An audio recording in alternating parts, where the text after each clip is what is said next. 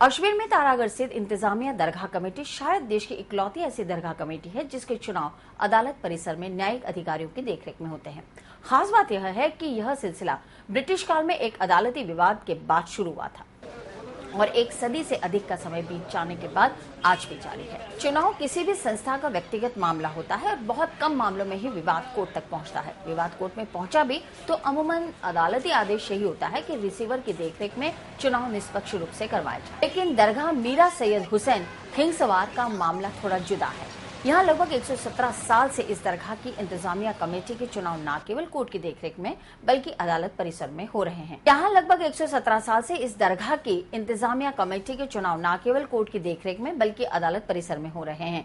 तारागढ़ से इस दरगाह मीरा सैयद हुसैन हिंगसवार कब अपने अस्तित्व में आई, इस बात की कोई सटीक जानकारी आज के सदस्यों को नहीं है, लेकिन इतनी जानकारी जरूर है कि दरगाह का इंतजाम संभालने वाली कमेटी के सदस्यों के बीच आपसी विवाद के बाद मामला कोर्ट तक पहुंचा।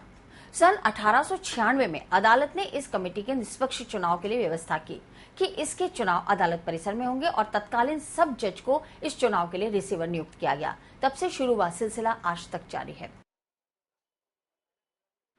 ऐसा है कि 1894 तक तो जो है सरमनशाही चलती थी। वहाँ पर 11 मेंबर होते थे जो खादिमों की तरफ से चुने जाते थे।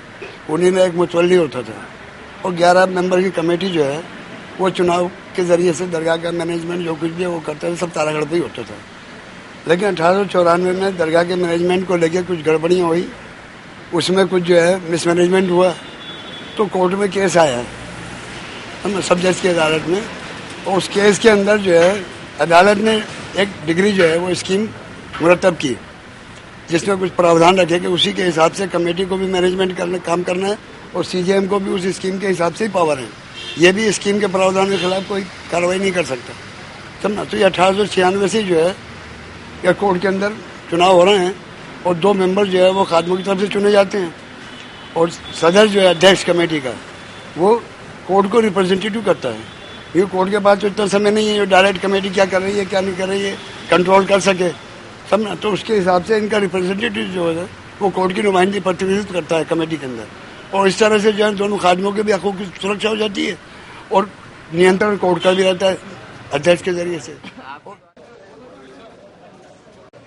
117 सालों में हालात आज बहुत कुछ बदल चुके हैं। आज कोई ऐसी जरूरत महसूस नहीं की जा रही कि यह चुनाव अदालत परिसर में ही किए जाए, लेकिन फिर भी दरगाह कमेटी को इस अनोखी रिवायत से कोई शिकायत नहीं।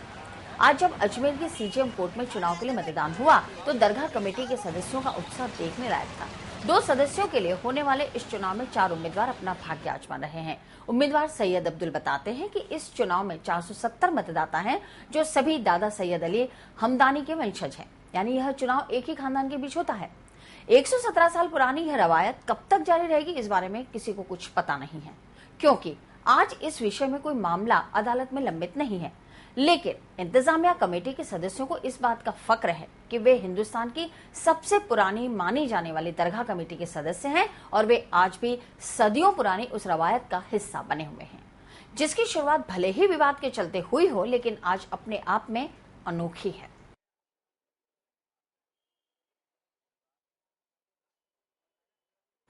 तकरीबन 1928 से रेगुलर हैं और दो मेंबर जो है हमारी खादिम कम्युनिटी जो दरगाह मीरा सैयद हुसैन के खादिम कहलाते हैं।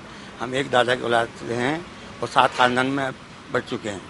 उन्हीं में होता है वही आकर यहाँ मतलब 2 कैंडिडेट को चुनते हैं अपने हिसाब। नहीं, विवाद तो मनमुटाव तो होता है थोड़ी देर के लिए, सब में होता है। जब इलेक्शन खड़ा हो जाता है सामने तो बाकी कोई दूसरा ऐसा भारी विवाद नहीं होता है, क्योंकि लड़ाई झगड़ा हो फसाद हो ऐसा कुछ नहीं होता है। मनमुटाव थोड़ा सा होता जरूर है कि मेरा भाई है और दूसरे को दे रहा है तो थोड़ा सोचता है आदमी, और कोई प्रॉब्लम नहीं दूसरी इसका।